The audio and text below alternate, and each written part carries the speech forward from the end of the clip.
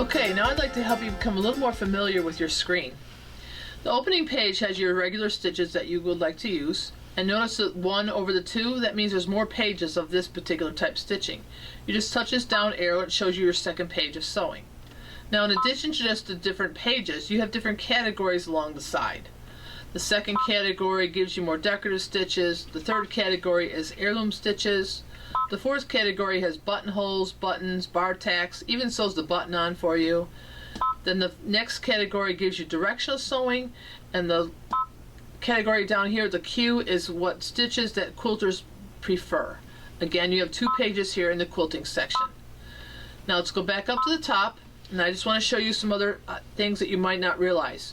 When you pick a stitch, it actually shows up over here underneath the foot.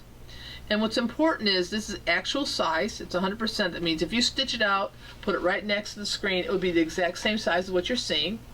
And also you need to know that when you pick another stitch, you will see that sometimes the foot changes.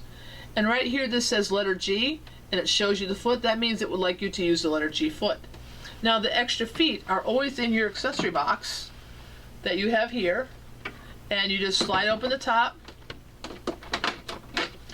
And your accessories are in your tray. They're all labeled on the tray. And just in case you didn't know, this is the best part of all this. You can tip it upside down, they don't fall out. But anyway, on your tray, it's all lettered. You can see the letter G printed right on the tray. And when you take the foot out, then you can also see that the letter G is also on the foot itself.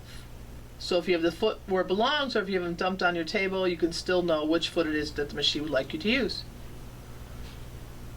Okay, I'm going to take this out of our way here a second, and let's go back to the screen. Now when you choose a stitch, remember I told you you can see how it relates to the foot? This one here lets you mirror image the stitch. When you touch it, you can see that the stitch actually flips over, and you can see which way the stitch is going for you. This button will let you see what it looked like when you use a twin needle, and it's represented by 2 colors. You have a blue line and a red line showing you that it is a 2-needle stitch.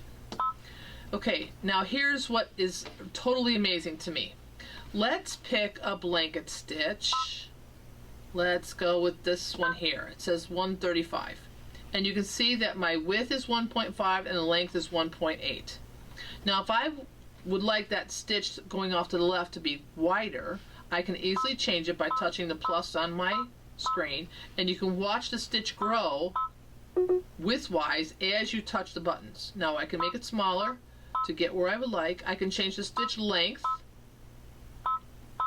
Okay, now I've stopped at a particular place on purpose. My width says 3.5, the length says 3.5. Now we're going to say that, okay, I really like that stitch, I want to use it at those settings. So you can touch the word memory over here. And you say, okay, well I saw that blink, but I didn't see anything happen too much. Okay, so stick with me. We have to remember that stitch 1-35, just so we can come back to it. And I'm going to choose another stitch and choose another stitch, and everything seems fine. Now let's go back to that quilting stitch and look at that. It's at the stitch length and width that we had memorized before. Now if you want to go back to what the machine had, you just hit reset and it goes back to the default settings. And when I say default, that means what the machine starts off with in the first place. And you know it's at the default when the number is highlighted. See the little black area behind the number? That means that's the original setting that the machine started off at. Now you think, okay, well that was alright, but now let me take this a step further. Let's go back to bringing up that stitch and let's change the length and width again. So this time let's just make it 2 instead of, I think we had it at 2.5, so this time I have 2 and 2. And I'm making the numbers the same just to make it easier for us to remember. And again, I'm going to go to memory. And you say to yourself, well, alright, that's not too bad, but now watch, here's the good part. If you touch the word retrieve, there are both of the settings that you put in there. So the first one we put in was 3.5 and 3.5, the second one we put in was 2.0 and 2.0, so they're both there for you. Now, if you want to go back to that first one, you just touch number 1, it turns blue, you say retrieve, and the machine goes back to that setting that you put in there. So now let's just do one more, just because. And this time we'll make it different. We have 3 and 4 instead of 2 numbers being the same. Also notice that your tension is part of this, so if I was stitching this with a specialty thread and I want to have less tension, I can decrease the tension, touch my memory, and now even the tension will be held in that stitch. Now if I want to show you this, go back to retrieve, there's all three. The last one I put in has the one that has the tension changed. So let's pretend that the project we're using, this setting here of the settings number 2, we're finished with that project. I can highlight this one, I can select the word delete. It's going to ask me, okay, are you sure you're done with that stitch? I just say okay, and look, 2 is erased, but 3, this to me is more important, 3 stays in the 3 spot. So if I wrote in my project, stitch number 1-35, memory number 3, it's always going to be in memory number 3. I don't have to worry about it moving. Now notice you have 5 memory pockets. I think that's pretty awesome that this stitch can be memorized in 5 different ways. But now let me show you the best part of all of this. Remember all the categories I showed you? This category, this category, this category, this category. All these stitches, every single one of them has 5 memory banks. So you have all the space of capacity that you need to memorize any stitch in any capacity you want. Now on the other hand, let's say we just have one stitch. We want to change the length and width just this one time. We don't want to memorize it in the machine, but we want to make sure we don't accidentally take it off that setting. You have a lock at the top of the screen. It looks like a master lock, and if you look carefully you can see that it's not actually closed. If I touch it once, now it actually locks off, the button turns blue. Now you cannot accidentally change another stitch, you can't change the length and width, you can't mirror image it, because the machine is locked just so it stays on that setting and you can just sew. When you want to take it off, just touch that icon again, it's unlocked and everything is free for your use. Okay, now you've seen there are so many stitches in here, and let's say you're looking for a particular stitch. I'm going to show you an easy way to find one. Now let's say you want to find the blind hem stitch.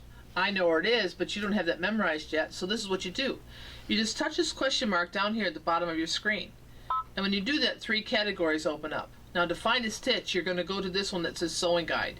You touch this, and the first page has all your garment stitches, your garment technique stitches available. Just so that you know, page 2 has all your quilting techniques that you're looking for. So if I go back to page 1, here it says blind hem. You select blind hem and then the stitch shows up.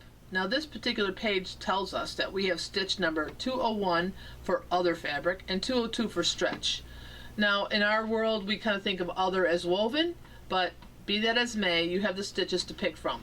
It shows you the stitches on the screen so you know which one you're looking for, and you simply select it by touching here the stitch that you want on this screen. So touch this one, then it goes right into showing you how to accomplish this technique. Shows us how to fold the fabric. It shows us what it looks like when the stitch is stitching down on the fabric. It shows us what it looks like from the top, how the fabric will line up inside the foot. And then it shows us what it looks like when the foot has passed. Now, all that's good to go. You just say close, and close, and close, and close. And look at that. It shows us the stitch. It shows us what foot we need to use. It even has the number of the stitch selected over here. And notice, we're not even on that page. So once it finds the stitch for you, it doesn't make you remember the stitch. It automatically takes you there even if you're not on the same page. Now you just simply put on your R foot, put the fabric under, and go ahead and stitch. Now if I'm going to take you back to the question mark just to explain the other categories, pattern explanation works the opposite of what we just did. If you're scrolling through the pages, all the pages that are there's many stitches to select from, and you're wondering what that stitch is for, touch the question mark, touch pattern explanation, and it will tell you what that is actually for. So either way, you can either find the stitch you're looking for, or the machine will explain to you what that stitch is and what it's used for. Now Operation Guide shows you how to use the machine. So let's just pretend that you forgot how to wind a bobbin. You touch basic operation, you touch winding the bobbin, and then if you look at the top there's a video screen. Touch this and it's like you're watching us thread the bobbin just like I showed you earlier. You can watch it the whole through, you can actually pause it so you can go catch up, you can run through the whole thing if you want, and then just go do the exercise. Close it, shuts off, and you're right back to the opening screen.